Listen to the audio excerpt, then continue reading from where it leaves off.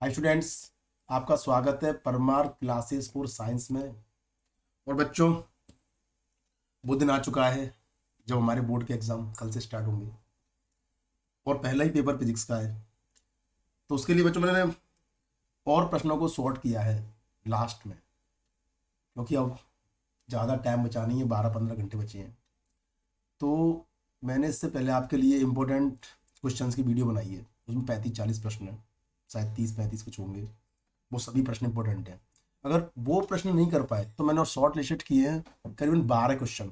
सब 4-4 नंबर के क्वेश्चन है। अगर एक दो क्वेश्चन ही फंस गए तो आप लोग इनमें से पास हो जाओगे। और बहुत संभावना है, क्योंकि एक से एक बहुत ही इंपॉर्टेंट क्वेश्चन है और बोर्ड का पैटर्न है कि वो कुछ क्वेश्चनों को रिपीट करता है बार बार।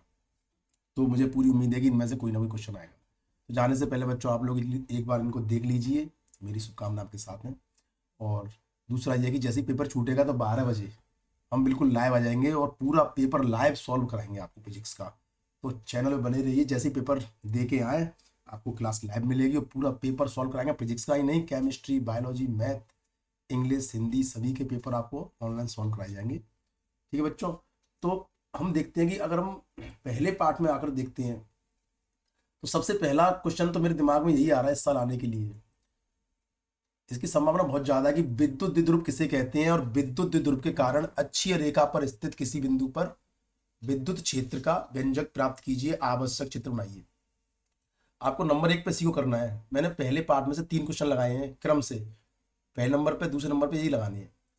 What is electric dipole, obtained the expression of the electric field at a point on the axial line due to the electric dipole, draw necessary diagram. ठीक है बच्चों, ये पहला क्वेश्चन है। इसके बाद ये दूसरा क्वेश्चन है। अगर अक्ष पे नहीं आता है तो हमें निरक्ष वाला डायरेक्शन मिलेगा।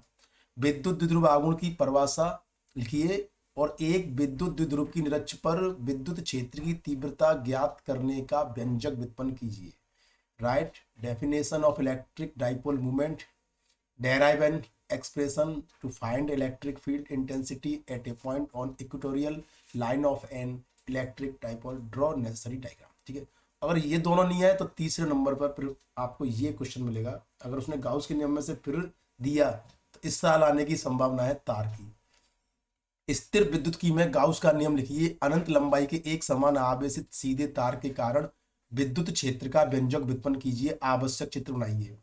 State Gauss law in electrostatics, derive an expression of electric field due to an infinity long straight uniformly charged wire, draw necessary diagram। ठीक है। जो पहला चैप्टर क्या है सभी का याद है, सभी का पक्का होता है। ये तीनों क्वेश्चनों को बिल्कुल हम देख सकते हैं। इसके बाद मैंने थर्ड चैप्टर में से एक क्वेश्चन उठाया, बस एक। अगर कोई बोलता है हमेशा इंपॉर्टेंट प्रश्न की तो यही होता है। किरचॉफ के नियम का उपयोग करते हुए व्हीट स्टोन सेतु की संतुलन अवस्था के लिए आवश्यक प्रतिबंध प्राप्त कीजिए और आवश्यक चित्र बनाइए।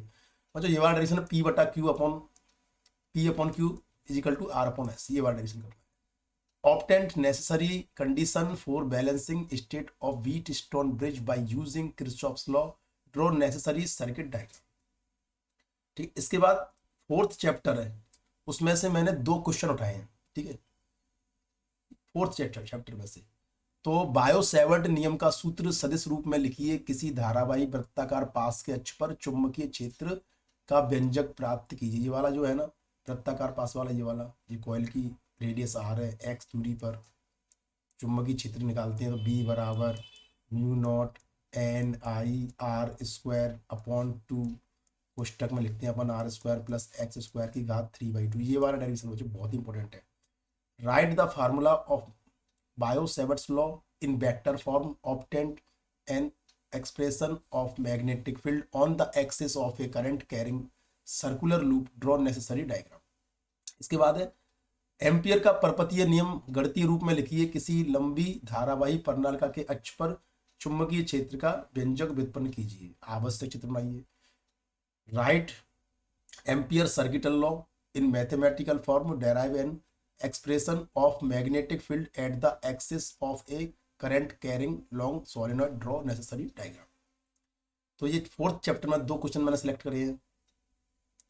फिर इसके बाद 7 चैप्टर,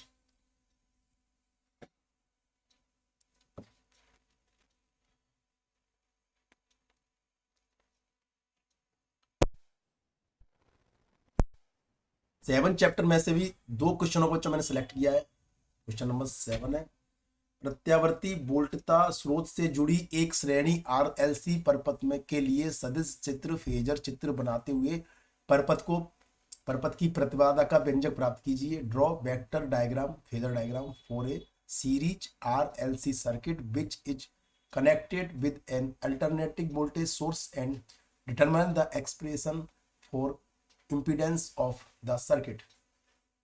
इसी में से बच्चों मैंने एक और डेरिवेशन लिया है प्रत्यावर्ती धारा में औसत शक्ति का सूत्र, ये वाला शक्ति गुणांक की परिभाषा लिखिए और एक प्रत्यावर्ती परपथ में औसत शक्ति का सूत्र स्थापित कीजिए। एक शुद्ध धारतीय परपथ में शक्ति को वक्र के द्वारा दर्शाइए। ठीक है बच्चों, और इसमें एक शुद्ध धारतीय परपथ में शक्ति को 6 वक्र के द्वारा बताइए। फिर इसके बाद हमने 9th चैप्टर में से 2 प्रश्न उठाए हैं, क्वेश्चन नंबर 9 और एक क्वेश्चन नंबर 10।